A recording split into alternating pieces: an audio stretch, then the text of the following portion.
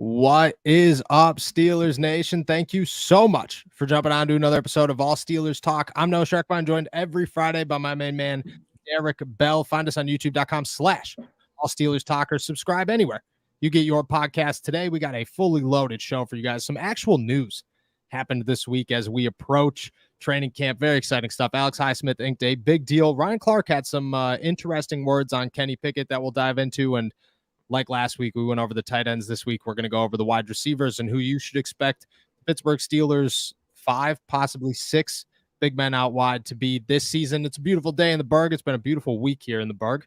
How you feel, my friend? Feeling pretty good, man. Yeah, thank God we got some substantial news to talk about this week. Excited about that. The Highsmith contract getting done kind of saves us from any, training camp, quote unquote, drama. So I'm excited that we won't have to discuss a holdout or a hold in or anything like that. But man, I'm just so ready on for that ball. real quick, dude. Joey Porter Jr. Joey Porter Jr. has not signed a contract. True, I guess. Holdout's coming. Holdout's coming. What would your odds be for you to take a bet that a rookie, a second-round rookie, would actually hold out of training camp? Well, this used to happen like all the time, right? Yeah, we back used in to. the day. Yeah, back in the day when not even that long ago, like Laramie Tunsil held out. I'm pretty sure we didn't have the new CBA kind of system draft slot, so we would see stuff like this happen from time to time where rookies wouldn't participate early on in training camp. But I still think that something's going to get done. I'm not really sure quite what the holdup is. I'm sure that it probably has something to do with the fact that he was the 32nd pick. Maybe they're kind of after that 5th-year option. And treating him more like a first-round pick since we had the forfeited pick this past year. So I'm interested to see, what comes of it, but I definitely think that something gonna happen. Yeah. We got to address this real quick. Derek's stoned, ain't he? People Derek say doesn't that sleep, bro. Let's get that one correct. People say that all the time in the comments. That's just my face, man. I promise. I don't even drink. So I get people so shout out. I've ran into like 2 or 3 people this week that have stopped me and been like, dude, I love your show. And I'm like, appreciate you. And over time, I've run into a handful of people who have been like, dude, is Derek stoned during the show? Or Derek looks stoned? And I'm just like, nah, man. He honestly sleeps like 3.5 hours a day. So, you're just gonna look like that. That's just what it is. That's what it is. But I don't think Joey Porter, I don't think we got to worry about that. Excited about Alex Highsmith. Let's start there. What were your thoughts on the deal? You called this deal 2-3 months ago. You wrote the piece of this is what Alex Highsmith should expect. This is what the Steelers are probably going to pay him. You had that number right around $15 to $17 million. What were your thoughts when it happened? Yeah, I was, for one, just again relieved that we got that out of the way, so that we don't have to, worry about the drama aspect of it, a holdout, a hold in, whatever you want to call it. I wrote an article early February and said that, I thought that the realistic expectation on what that he would probably sign for, I think was 4 years, $72 million, and he ended up getting 4 years, $68 million. So right around that $17-18 million mark per season. It's a fair deal. I mean, Highsmith is now paid on the edge of the top 10 edge rushers around the NFL. So, he gets, some long-term security. It looks like it's a deal that works out well for both sides. On paper, Highsmith, gets, locked up. We don't have to worry about him hitting free agency, the franchise tag, or anything like that next offseason.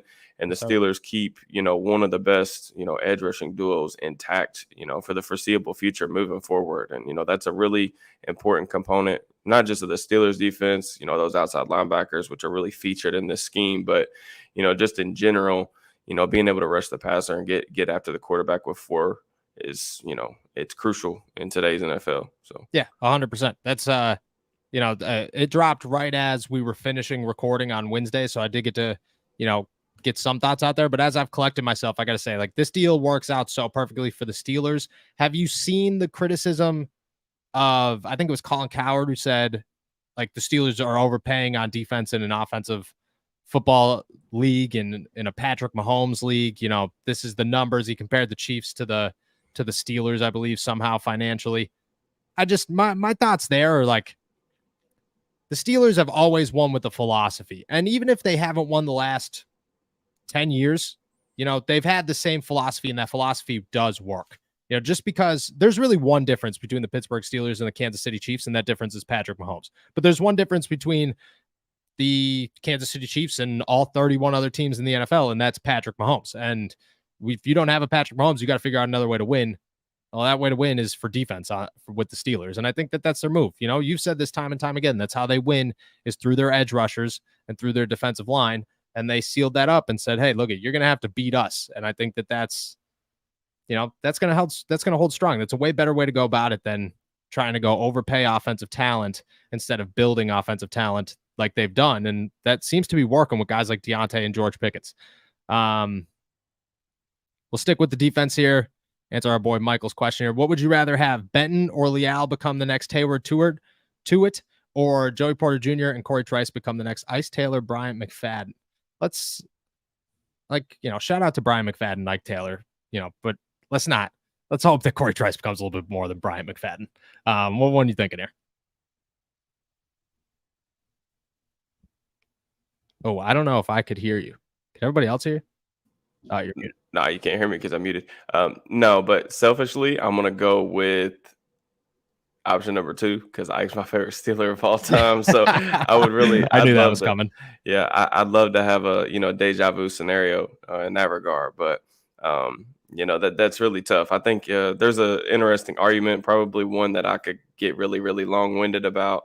Whether you want to pay your guys up front or you want to build from kind of the back forward. So that's tough, man. I would say that most people, and probably the Steelers, would take your first option just because of how they typically try to build their defenses from the front back instead of vice versa. But yeah, I agree. I think I'm going the first one, Leal Benton, just because that's where the Steelers win and that's what we're getting into.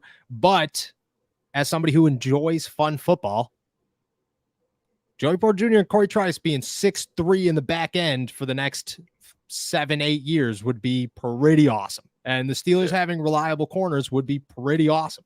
And it would just be fun to watch. Like, Ike Taylor was a joy to watch. Brian McFadden was a joy to watch. So I agree. But I think if you ask the Steelers, they'd rather Cam Hayward, Stephon Tuitt. But back to the narrative of the offense over the defense. So thoughts on that? I know that, like I said, you've said it time and time again. You build through your defensive ends, you build through your edge rushers. That's how the Steelers win. You take the narrative of Colin Cowherd saying this is an offensive league, or you just kind of brush that to the side. Yeah, Colin's not necessarily wrong about, it's an offensive league. I think that the spending aspect of it can kind of get diluted from time to time. The Steelers have a lot of young players on offense right now. They've got a rookie quarterback. They've got, a rookie running back that's on a rookie deal. They've got a tight end that's on a rookie deal. Yep. So, they're just now starting to kind of spend a little bit on the offensive line to kind of compensate for some of their, misses through the draft, which is typical. But I think that probably dilutes some of the disparity between the two sides of the ball. But, this is how the Steelers typically do business, man. They want to prioritize the defensive side of the football. That's how the organization is built. It's their foundation. I think there have been years in the past where I've been a little bit frustrated with the disparity between the two sides of the ball. But this year really isn't one of them because I look at the offense and it's very clear, you've got young guys kind of all over the place. And I think that there's not a spot on offense where I look at and say, man, we're going into it with this huge black hole that they just didn't address, whether it be free agency or the draft. Like in years past, I think back to 2 years ago, we talked all summer about, hey, man, they probably needed to do a little bit more to upgrade this offensive line. That ended up coming to fruition. The offensive line pretty much torpedoed that season. But, I don't think that that's the case this season. So to me, it's not that big of a deal. I think that, paying 2 edge rushers a lot of money is going to be an interesting case study for teams to study, like moving forward.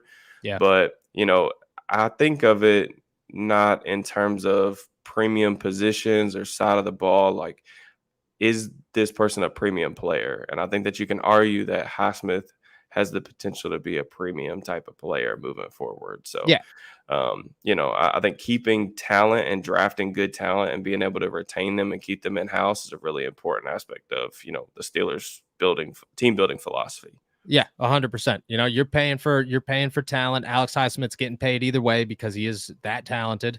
you might as well keep him around. And the other part of that is for the last 2-3 seasons, you've seen what the team becomes when the edge rushers aren't elite. And if you could keep those two around and healthy, you got to feel real good about it. There's no more questions. Build Nick Herbig into a backup. Feel really, really good about it. And, minimal questions surrounding the rest of that defense. All right, let's jump over. Ryan Clark had some interesting things to say about the Pittsburgh Steelers and Kenny Pickett, saying pretty much that the grace period, well, it's over. Quote, this team finished winning 6 of its last 7 games, and when you watch him have a comeback against the Las Vegas Raiders and the Baltimore Ravens, you expect to see more of that. Now, coming into the season, knowing you're the guy, you have to be ready to lead. You have to be ready on day one to show these guys you can lead them to the promised land. You also have to remember it was an extremely long time between Terry Bradshaw and Ben Roethlisberger. Pittsburgh Steelers fans, the organization, Mike Tomlin, aren't prepared to wait that long. Those expectations are heaped onto Kenny Pickett and that first-round draft stock. You look at Kenny Pickett. He enters year 2. The expectations are huge. I mean, like we talked last week about him being a dark horse MVP candidate. The noise around the Pittsburgh Steelers has been louder right now than it has been the last maybe 2 or 3 seasons, even with Ben Roethlisberger. Do you think there's a grace period? Do you think that the Steelers will accept some down before they get the good if the season starts slow? I think the Steelers are going to be patient with Pickett. I'm not really sure. I didn't hear Clark's comments until we talked about it, so I'm getting this a little bit secondhand. I didn't hear it per se, but I do think that there's always a grace period built in for rookies in general. I think that from a fan base perspective, you're more likely to overlook some things, especially from the quarterback position, because it's such a difficult transition from college to the league. The game's completely different. And then just typically in general, rookie quarterbacks tend to struggle, which we saw Pickett struggle a good amount, especially in the first half of his rookie season. So I think the Steelers are going to be patient with him. I think that there may come a time where that gets accelerated a little bit. But I think some of what Ryan might be saying too, just from how I hear his comments, is that, Pittsburgh finishing the season strong last season. And I think everyone kind of looks at this roster and says, okay, the roster is good enough to compete for a playoff spot. Yes. And we got to answer the question at quarterback, is this guy, not just the guy that can get the Steelers back in the playoffs, but, potentially win their first playoff game since, 2015 or whatever. Yep. So let me ask this, because I agree. I think that you have to be patient, but at the same time, just like you said, this team is built for a playoff run. Everything, all the other pieces are put together. Maybe outside inside linebacker, but they're testing out new subjects there. Maybe that works out. The rest of this team is pretty solid on paper. How long do you give that? You know what I mean? How long do you go before you're like, okay, look, we have to make a drastic decision here because this team's too good for this? Yeah. I think I don't want to make it sound like I think Kenny's going to be bad, because I think Kenny's going to be good. But just in this hypothetical, the way that Clark put it out there. Yeah, I think it really just depends, man. I think by the end of year 2, I think you ideally want to know kind of what a guy is and what he ain't. And I think it's more so with Kenny figuring out like what kind of ceiling does this have? You know what I'm saying? And, some guys it takes a little bit longer. Some guys, they just come in right away. And I think to Ryan's point, it's difficult, I think, for people to be patient with young quarterbacks because there's such a fine line, right? Because the quarterback is so crucial to the team's success that everybody else's job kind of ties in line with that guy.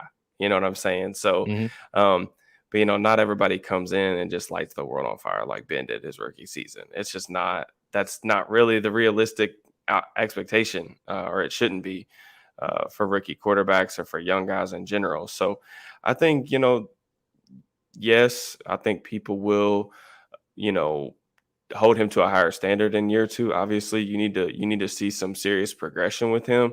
But I definitely don't think it's like, all right, if he's not a top, I know everybody loves rankings. If he's not a top 12 quarterback by the end of next season, they got to go a different direction. He's got to be top 10. Yeah, I don't think that that's necessarily the case.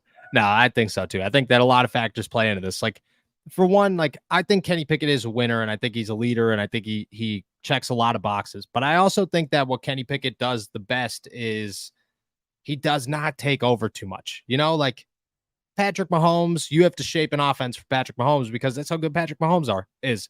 But in Philadelphia, you let the offense run the offense. You let Jalen Hurts be Jalen Hurts and everybody around him be themselves, and that's how everything worked very, very well. I think Kenny's kind of like that same balance of if Najee's cooking, he's cool with letting Najee cook, and the offense is cool with letting Najee cook. And if that's how they win this season, and Kenny's just got to be there to win games and not turn the ball over and come in clutch from time to time and throw a touchdown or two a game, I think he's okay with that. But I think also, like, if he does have to take a game over and lead a couple of fourth quarter drives, he could do that too. Or if he's got to throw for 3 touchdowns and 250 yards in a game, he's got to do that. He could do that too. I think I think that's what you got to figure out this year. To me, if I'm defining like what needs to happen in year 2, I think those are the questions that you have to be able to ask yourself. Can he do it all? Is that what you're asking? Well, I'm saying there's only a handful of quarterbacks. Usually there's only about, like, I don't do quarterback rankings per se, or I don't really like them because there's so many different variables between scheme, what quarterbacks are asked to do within the scheme, the talent level around everybody is completely different. I think there's usually 3 tiers of quarterbacks. It's usually the guys you win because of, which is normally your top 5, 6 guys, which like that means that every week when you walk into the stadium, you have an advantage because that guy's on your team. Yeah. And then there's usually about 15 to 20 guys that you win with, and that just means like if they play well, you're going to give yourself a chance. They're stable, they have the right environment, if they're in the right system, if they have a competent environment with them on the opposite side of the ball, at least they're going to give you stable quarterback play. And then there's usually that bottom tier, which is either rookies, young guys looking to kind of solidify themselves as starters in the league, as guys you win because of. You're kind of dragging them along a little bit. Those are typically your veterans that are aging out or your young guys that are coming in to the league. But I think that's the question that I personally want answered the most is, can Pickett and this offense go toe-to-toe with some of these other high-powered offenses in the league? Is he going to be able to keep up with the Kansas Cities? Because that's the thing. There's only one Patrick Mahomes, right? Like, there's only one of those guys. But at the same time, you need to feel confident at the end of this season that a Kenny Pickett-led offense can keep up with the high-powered offenses in the league. And that means, scoring like 30 points. So how much of that do you put on Kenny? How much of that do you put on, are you going to be able to see, I think the answer is yes to this, but are you going to be able to see the discrepancy between, okay, that was Kenny Pickett, okay, that was Matt Canada? Well, those things are always going to be tied together, right? That's what I'm saying. Yeah, I think that that's the reality that he's in right now. You know what I'm saying? And I think that you will be able to see some stuff because, you can see some of the deficiencies and some of the drawbacks to Canada's scheme, right? I literally talked about it on Twitter yesterday. If you look at or the day before, if you look at Kenny's success kind of by drop back type last season, you look at his quick game stuff, his 5-step drops, his 7-step drops. They're slightly below average in total EPA, so it's not like he was just completely terrible or anything like that. But when you look at his play action numbers, they were atrocious, and that's partially because Canada's system is like it's just not built very well for play action, and they've got to figure out how to use play action to create some explosives to improve his efficiency. Because that's kind of what if you look around the league, that's what other guys are getting. If you look at, the Jared Goffs of the world and some of the things that play action can do for these quarterbacks that aren't, these psycho built, physical specimens, which Kenny's not in that category. He doesn't have a rocket launcher for an arm. But play action can be a really big weapon to kind of improve their numbers. If you look at Goff's numbers, and you took his name off his Pro Football Focus chart or whatever, you would think, oh my God, this dude's definitely a top 10, top 12 quarterback. Yeah. But I don't really think people view Goff as a top 10 quarterback. You know what I'm saying? So I think getting, Canada's going to have to help him out. This is not just, Kenny's going to be able to put it on his shoulders. But to your point, they're in this thing together, and that's the decision that they made. So that is as bad as that's like the worst thing you could possibly hear, for both sides, because I think there is a large chunk of Steelers fans that are sitting around like hope. It's like a weird feeling of just like, man, like I hope it works out. Like I really hope this season everything goes off. But at the same time, like, you want everybody to cook while the team to still notice that Canada isn't it. Like I feel like, there's like a large chunk of the fan base like kind of like is in that messy situation, and it could mean Kenny's involved in a messy situation, which that stinks. That stinks. Could you imagine building the whole team and then screwing up the guy who calls the plays and everybody goes down because you hired the wrong captain and then you kept him around? Like, bad way to go. Yeah, I think we've covered that Yeah, that decision in depth. Once or twice. But yeah, I mean, totally agree with you. I mean, it's the same thing with the quarterback though, right? Like you can do all these other things. We see it from organizations all the time. I mean, how many times do teams take this gigantic leap forward, and you got the quarterback that's kind of in a ball and chain, just kind of they're having to drag along. I think a good example of that is what the Jets were last year. Mm-hmm. The Jets were hoping, Zach Wilson had, some pretty terrible moments, last season that effectively lost the Jets games. And then they had to pivot because I think the rest of their roster got so good and maybe better faster than they imagined. So they had to go out and get an upgraded quarterback. I don't think Pittsburgh's going to be in that scenario. I just don't. I think Pickett's going to be more stable, if anything, other than Wilson, rather than Wilson. Yes, but agreed. That's what happens sometimes. Yeah, I agree. 100% agree. That's, we'll figure it out when the season goes. But that's interesting place to be for the Pittsburgh Steelers. All right, let's talk about the wide receivers. Last week we talked about the tight ends, who we thought was going to make the roster. We thought the depth chart, the lineup was going to shape out, whether or not Darnell Washington was going to be inactive. Everybody could go check that out on last week's episode. This week, let's dive into the wide receivers. There's a long list of them. I think the biggest question is who's going to make the roster near the end of that. Miles Boykin, Hakeem Butler, Jordan Byrd, possibly Calvin Austin's role. A lot of questions that come with this. Let's start with the big one. Deontay Johnson, George Pickens, Allen Robinson, seemingly locks. I'd say Calvin Austin's a lock as well. They're not going to cut him, I don't believe, unless something drastic happens. Those are 4. After that, they typically keep 5. Last year, they kept 6, so that's still on the table.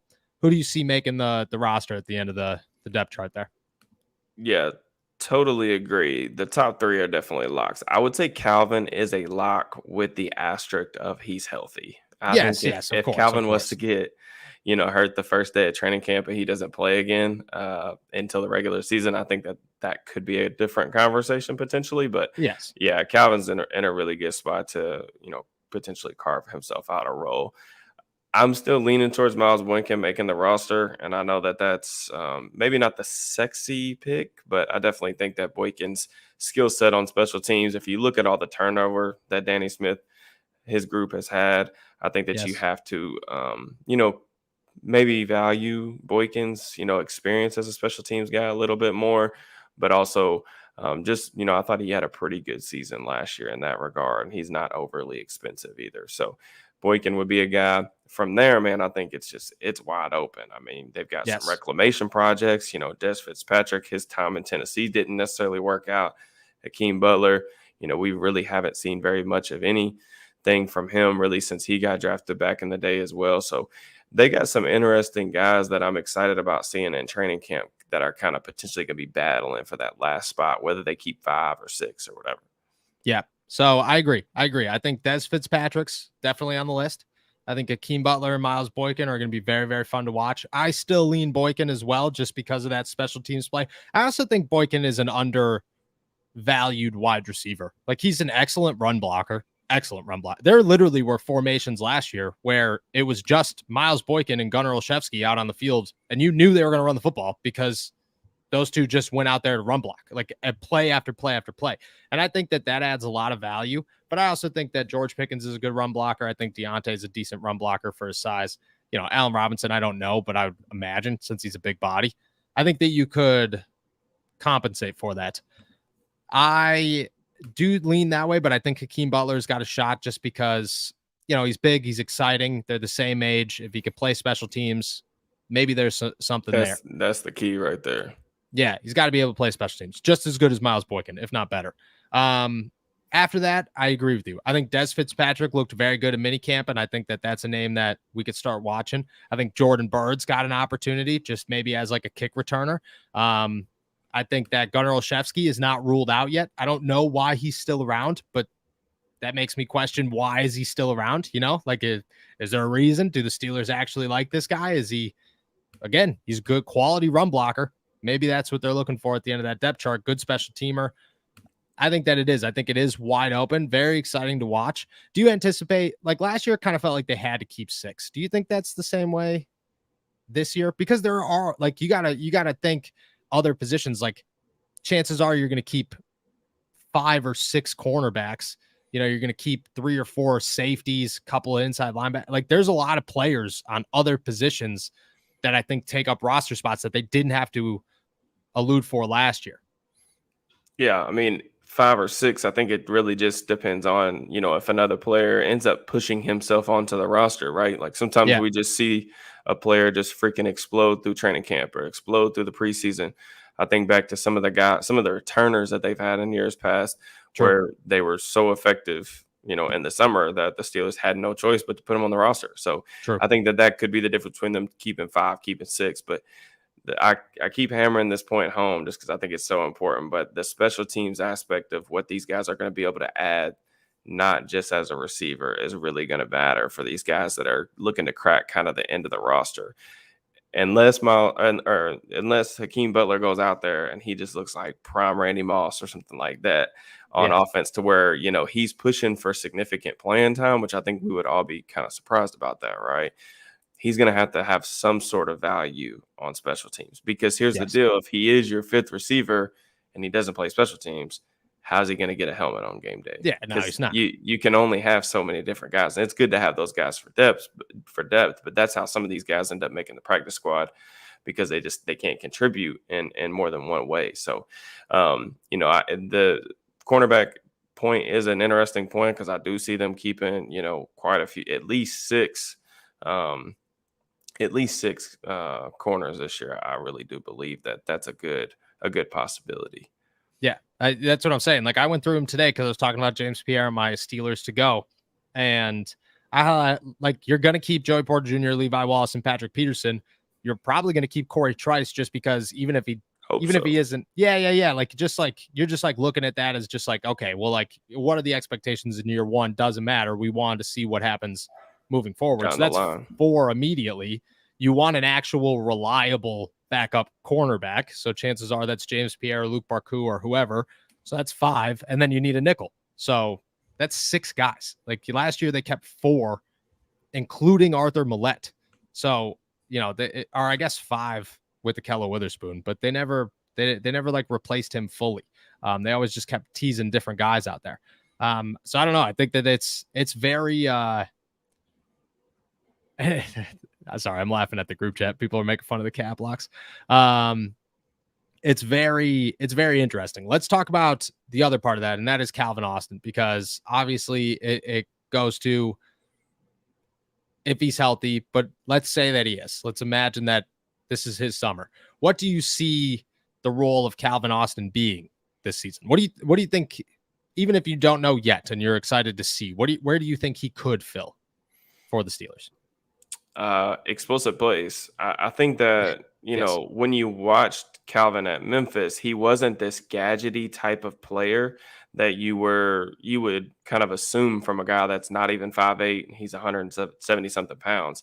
He was a legitimate outside wide receiver in college, which I think gives you some hope that he can be, something more than a gadget guy at the next level. But at the same time, when you look at some of the explosive plays that Calvin had at Memphis, I mean, this is a guy that you can throw the ball to underneath. Yes. And next thing you know, you get a 30, 40-yard chunk play. So I'm excited about that aspect. This offense really needs some speed. If you look at, the running back position, Najee's not a guy that kind of busts a bunch of explosive plays. Deontay, George, those guys aren't like incredibly great after the catch, or they weren't at least last year. Where's the speed come from? And I think that Calvin adds kind of a different type of element to the offense, because he has that, next gear per se. Yep. So I think being able to get him some touches, hand him the ball, toss him the ball. Everybody loves to talk about the jet sweeps. He's going to be involved in that area of the game. But, I think that, I'm excited most to see him in the slot, how he transitions to playing in the slot, if his body can hold up in there, and the things that he can do. He's probably, for me, the player that I'm most interested in seeing in training camp and preseason on the offensive side of the ball, just because I think that, there is an opportunity for him to carve out, even if it's a smaller role on offense on a weekly basis. Yes, I 100% agree. Like, I think that Calvin Austin, his floor is, you could put him on the field when it's 3rd and 9, and you could, hope something happens. Or when you're on the 20-yard line and you're just really looking for, I do want to get to that. Really looking for a chunk play. Like, I think that that's the opportunity that Calvin Austin has. But at the same time, like you said, he is an outside guy. Last year, he showed us that he can make big man plays in a small man body. So maybe that continues, and then boom, we're looking at Calvin Austin being just this dynamic. He's a 4th-round pick that the Steelers had much higher than that. So I think that the upside is certainly there. The floor, I think, is what excites me, is that like immediately things are going to be explosive, which is what you're looking for. Michael, appreciate you as always. We're a big fan of you. And our boy Connor, who jumped in afterwards and made sure that he shared the love. Most anticipated rookie versus veteran training camp matchup: Broderick Jones, TJ, and Alex Highsmith, or Joey Porter Jr., Deontay, and George Pickens. I have an easy pick here, but I'll let you go first. Man, Michael's hitting us with some hard-hitting questions. Michael, we're going to have you start sending some of these in, man, so that we can get, a little more prepared for the show. Where you been all summer, bro? Like, you've definitely been here. But we every week we jump on here just like, man, what are we talking about this week? We need your questions. No, I think that's an awesome point. I'm gonna go with Joey Porter Jr. for me personally. Yes. And that's just because I think the matchups, and this is gonna be a weird answer, but for Broderick, I don't know. Highsmith is an awesome player. Obviously, he just earned himself a huge contract. But what I am most concerned with Broderick is more so power rushers. Whereas Highsmith is a speed rusher. So I think that Highsmith's going to win those battles early on because he's the veteran in this situation. But I'm more interested to see Broderick against guys that are more power rushers, because I thought that's more where he struggled in college. Just because he's a little late with his hands, sometimes can let guys get into his chest, and but Joey Porter Jr., getting the chance to go up against Deontay. We think about how Joey Porter Jr. is probably going to be used, not just as a rookie, but moving forward. I think he's going to be a press corner. He's somebody that needs to be at the line of scrimmage in order to succeed. There are some things with his footwork that I want to see kind of get fine-tuned.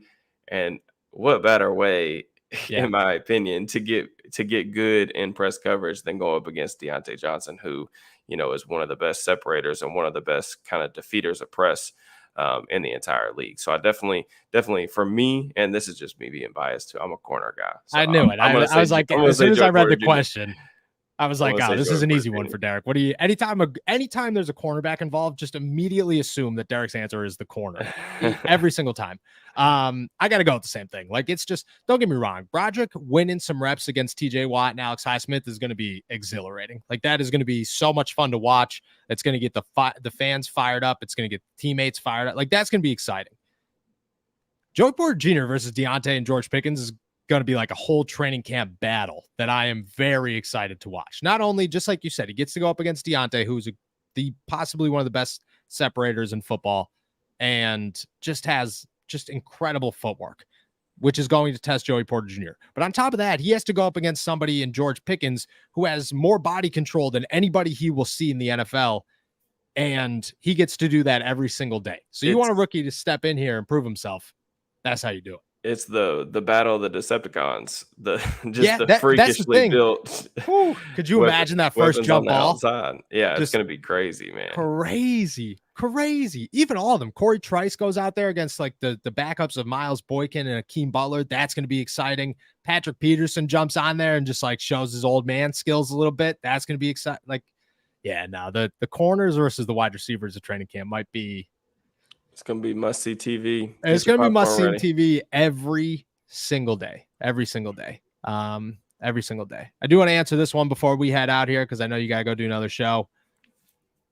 Shout out our boy Connor. I don't know if you guys have said it already, but does Hakeem Butler have any chance of becoming a solid option for the offense, speed and size? We already touched on this, saying that, we think it's the special teams, but at the same time, that the route is open. You just have to be exceptional. Let's try to give some context here.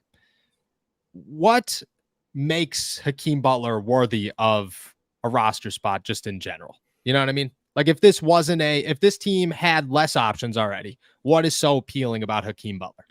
So I can just look back at Hakeem Butler coming out because we haven't seen much of him since. So that's all really I have to go off of. But coming out, Butler was. Oh yeah, you're not an XFL guy. I forgot. Yeah, no. He was a really intriguing prospect because for his size, he moves really well. So one of the things I think that he does that's kind of special for his size is how quickly he transitions from receiver to runner. He made a lot of big plays after the catch, especially for a big guy with the football. So that would be intriguing for me. The ability, obviously, with the size to make plays with the ball in the air, I think is intriguing to me. But having said that, yes, the Steelers have other options on the outside that are just kind of already entrenched. I mean, Pickens and Deontay are going to be the number 1 and number 2 guys. Even Allen Robinson, over the course of his career, he's been a primary, number 1, high tier, number 2 receiver that's played, primarily on the outside, which is really where Butler probably is going to slide in most at. So they have some other guys, but injuries happen, man. Like, obviously, I want those guys to stay healthy. You just never know. So bringing in a guy that's, got some physical talent like Butler is interesting.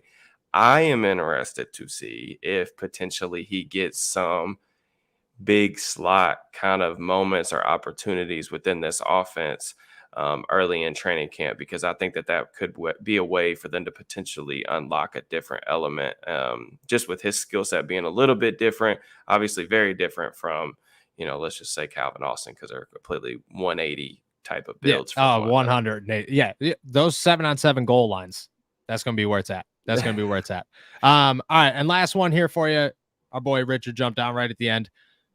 Connor Hayward, reduced role this year. We talked about it last week with the tight ends, but I think that we both agree it could be possibly a bigger role. Yeah. Appreciate Carl. All you guys are doing a lot of heavy lifting in the chat, getting people to like the video. Yeah, we appreciate that. Yeah, we appreciate you. The love is real, for real. Yeah, Richard, it's going to be different. I think that I want to personally see more 12 and 13 personnel this year with the Steelers. I was actually going to write something. I'm going to spoil my own article, but I was going to write something about how, the Kansas City Chiefs last year, their offense was extremely explosive and really, really efficient out of 13 personnel. And I think when you look at the Steelers depth chart, with Freiermuth, Washington, Connor Hayward, I think that you have a potential to run some of that stuff here in Pittsburgh as well. So I'm excited about that potentially. Hayward's probably the guy who would benefit most if, Freiermuth was to get banged up with an injury or something like that. They would probably elect to put him in the slot a little bit. But Hayward did see a little bit of an increase in snaps late last season after the Claypool trade, and that was really because the Steelers didn't have a ton of options in the slot last year. I mean, Freiermuth was their slot receiver. He's probably going to be, their primary slot receiver this year too. But it's interesting. There's a lot of guys kind of caught in a numbers crunch. But again, I will go back to the special teams aspect. Connor Hayward is going to be a really, really good special teamer, in my opinion, in the league. And I think that's what's going to keep him on this roster. And I think he could even be down the line, maybe not this year, but probably next year, special teams captain for Danny Smith's group. Yes, I agree. I think all those things could definitely be true.